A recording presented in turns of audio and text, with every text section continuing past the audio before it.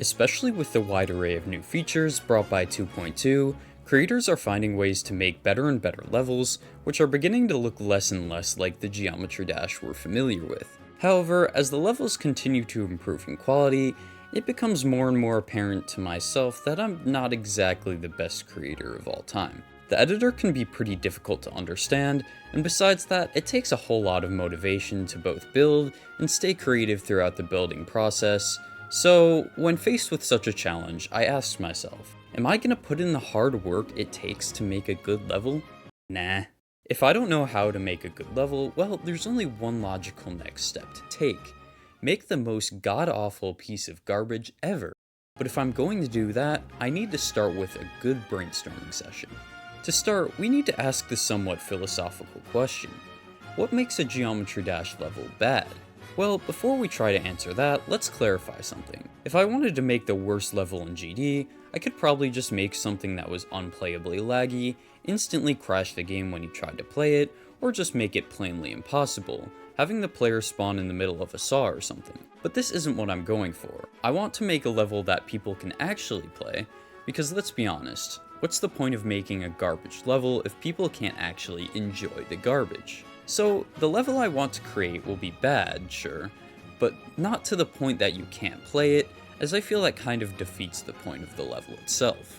So, back to our question: what makes a level bad? Well, let's take a look at the basics. The first thing that comes to mind when I think of annoying levels is an issue that has been plaguing levels ever since the game was released: blind gameplay.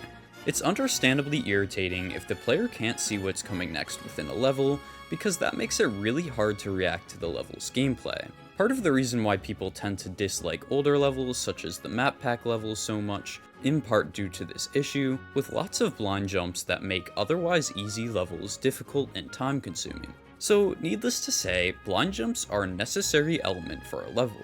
But before we start building, let's make a small improvement to our idea. Rather than just making these jumps simply blind into something that would otherwise be easy, it would be a lot more annoying if these blind jumps landed the player in an unfairly difficult situation, like a quad spike or triple spike or something of the sort. With that, we have our first part. Let's get building.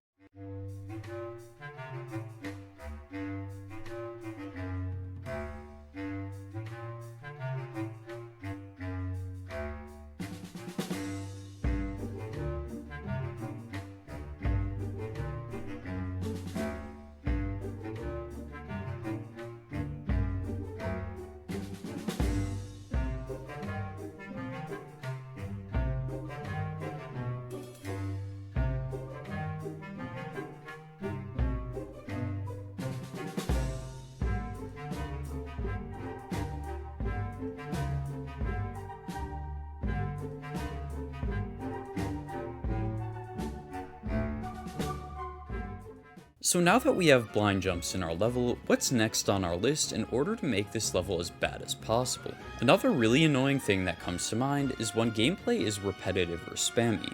If you're forced to do the same thing over and over again, or if the gameplay is simply unoriginal, then chances are that you aren't going to enjoy the level very much.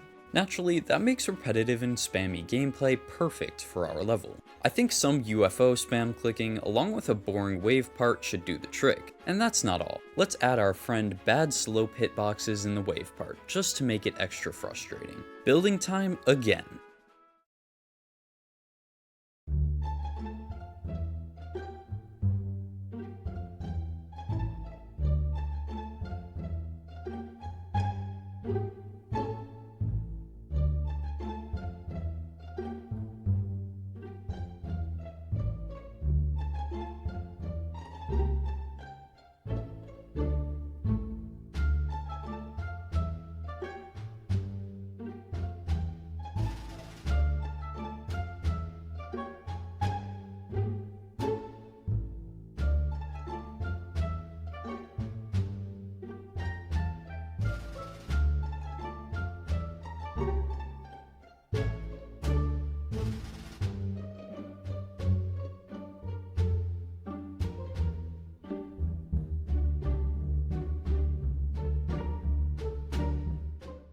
Wow, our level's really coming apart, but it still needs more to add to its charm. If you've been a fan of my channel for a while, you might know that I'm a big fan of Mario Maker 2, the platformer that allows players to create their own levels. One thing that Mario Maker creators seem to love, for whatever reason, is putting pick-a-path in their levels. Pick-a-path is exactly how it sounds. The player is forced to pick a path with nothing to base their choice on, probably leading to instant death. It's super poor design, and lazy too, which fits my building style. But leading the player to their instant death is something anyone can do. For our level, we need to take it a step up. Remember how I said we shouldn't make the game instantly crash? Well, I guess it is an instant if you have to make it through the entire level first. That's right, this level couldn't be the worst without some fun crash triggers. For anyone who doesn't know, a crash trigger is essentially something that will cause the game to crash if the player touches it, meaning they will lose all of their progress from that session and have to restart the game. It's 10 times worse than simply dying, so obviously it needs to be in the level, and this means that if the player chooses wrong, their game will crash. For a finishing touch, we'll make it so that there are a lot of choices. And I mean, a lot. Build time!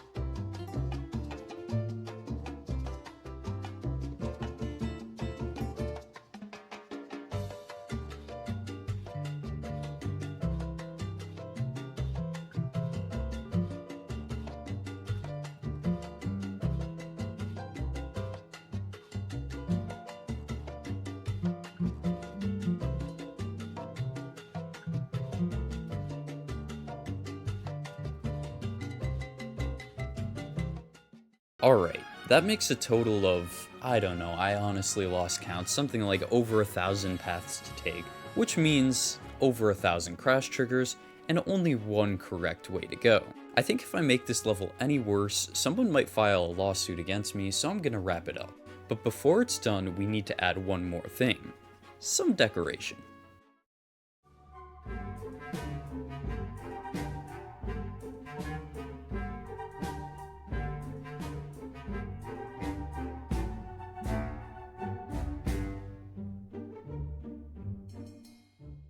Okay, so now that our masterpiece is finished, it's time to show it off. Well, actually, that would kinda give it away, so you know what, I'll just let you figure it out for yourself. Have fun, and thanks for watching.